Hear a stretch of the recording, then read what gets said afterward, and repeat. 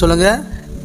மனுஷனை படைச்சதுக்கான நோக்கம் தேவனோடு ஐக்கியமாக இருப்பதற்கு, உறவில் இருப்பதற்கு, அன்பாக இருப்பதற்காக படைத்தார். ஒன்று. ரெண்டாவது, இந்த பூமியை ஆளுகை செய்யும்போது ஆணும் பெண்ணுமாய் சேர்ந்து ஆளுகை பழுகி பெருகி பூமியை நிரப்பணும்.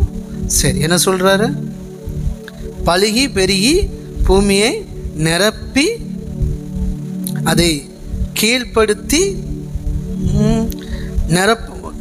பழுகணும் பெருகணும். அப்படின்னா ஆதாம் ஏவாளை அறிந்தால் பிள்ளைகள் பிறந்தது. அது பழுகிறது பெருகிறது. ஓகே, பழுகி பெருகி பூமியை நிரப்புறது, நிறைய பிள்ளைகள் வரும், நிரப்புறது. அடுத்து அதை கீழ்ப்படுத்தணும். அடுத்து சமுத்திரத்தின் மச்சங்களையும் ஆகாயத்து பறவைகளையும் பூமியின் மேல் நடமாடுகிற சகல ஜீவச்சந்தங்களையும் ஆண்டு கொள்ளணும். அப்படித்தான் தேவன் அதிகாரத்தை கொடுத்தார். சரிங்களா? இவங்க கணவன் மனைவியாக இருக்கணும், ஐக்கியமாக இருக்கணும், சந்தோஷமாக இருக்கணும், ஒருவருக்கு ஒரு அறியணும், அடுத்த குழந்தைகள் பிறக்கும், அப்படியே பழுகி பெருகணும், அப்படியே பெருக்கம் உண்டாகும்.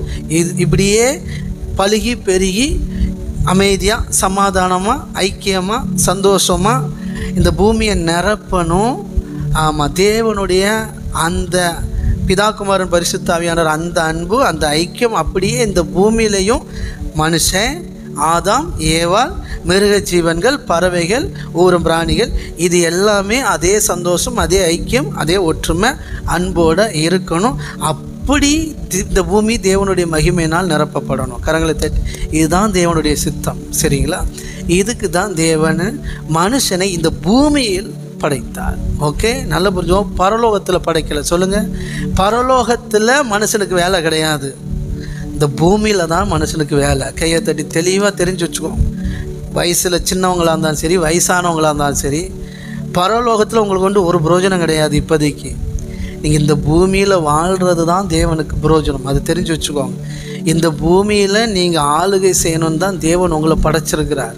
கணவன் மனைவி பிள்ளைகளோடு படைச்சிருக்கிறார். அதை மட்டும் தெரிஞ்சுக்கோங்க. பரலோகம் போகிறது இப்போதைக்கு தேவ சித்தமே கிடையாது. நீங்கள் போய் அங்கே ஒன்றும் சாதிக்க போகிறது கிடையாது. சும்மா தான் உட்காந்து ரெஸ்ட் எடுத்துகிட்ருக்கணும். சரிங்களா? அதெல்லாம் போக நம்ம தியானிப்போம், பரலோகத்தை பற்றிலாம் தியானிப்போம். அதனால் நல்லா புரிஞ்சுக்கோங்க.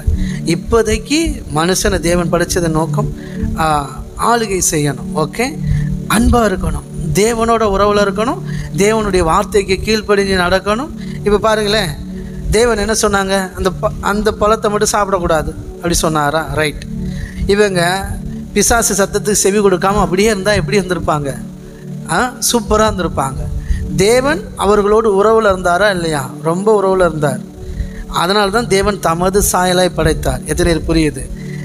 உங்களுக்கு புரியுமா சொன்னால், தேவன் தமது சாயலாய் தமது ரூபத்தின்படி மனுஷனை ஏன் படைச்சான்னா அவனோட உறவாடணும், அவனோட ஐக்கியமாக இருக்கணும் தான் படைச்சார். அதனால தான் அந்த கேரக்டர் அவனுக்குள்ளே இருந்ததுனால தான் அவனால் ஆடுகிட்டையும் மாடுகிட்டையும் ஐக்கியமாக முடியலை, பழக முடியலை. ஆடோட மாடோட, ஒரு பெண் மாடோட பெண் ஆடோட பழகி பூமியை நிரப்பதுக்கு அவனால் முடியலை. ஏன்னா அவனுக்கு விருப்பமே இல்லை. ஏன்னா அது உறவு ஆகாது. ஆனால் ஏவாளை கொண்டு வந்து அவனை விழாயலம்புலேருந்து எடுத்ததுனால அவனை போல தானே, அவனுடைய சாயல் தானே, அவனுடைய எலும்பு, அவனுடைய மாம்சம், அவனுடைய எலும்பை எடுத்து அவனுடைய மாம்சத்தையே எடுத்து ரெடி பண்ணிட்டார். அப்போ யார் மாதிரி இருக்கும்? அவனே போல தான் இருக்கும். அவனே போல இருந்த உடனே உறவு வைக்கிறதுக்கு அவனுக்கு ஈஸியாக இருக்குது. தேவன் எப்படி நம்மளோட உறவாடணும், அன்பாக இருக்கணும், ஐக்கியமாக இருக்கணுங்கிறதுக்காக அவருடைய சாயலாக அவருடைய ரூபத்தின்படி நம்மளை மனுஷனை சிருஷ்டித்தாரோ, ஆணுமனுவை சிருஷ்டித்தாரோ, அதே போல் தேவன் மனுஷனுக்கு ஏற்ற துணையும் அந்த பெண்ணையும் அவனுடைய சாயலாக அவனுடைய ரூபத்தின்படி அவன் எலும்பு எடுத்து அவன் மாம்சத்தை எடுத்து அவனை போல சிருஷ்டித்தார்.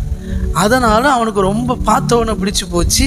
அவளோட சேர்றான், பழகி பெருகிறாங்க, குழந்தைகள் பிறகுது, ஐக்கியமாகறாங்க. புரியுதுங்களா? அப்போது தேவன், உறவுகளின் தேவன் எல்லாத்தையுமே உறவில் தான் வைக்கிறார். சரிங்களா? பிதாகுமாரன் பரிசுத்த ஆவியானவர் உறவாக இருக்கிறாங்க. மனுஷனை அந்த ஐக்கியத்தில் உறவாக இருப்பதற்கு தான் அழைச்சார். அவனை ஆணும் பெண்ணுமாகவே அழைச்சார். ஓகே, சரி. இதுதான் தெய்வீக திட்டம். இந்த நோக்கத்தோடு தான் மனுஷன் சிருஷ்டிக்கப்பட்டான்.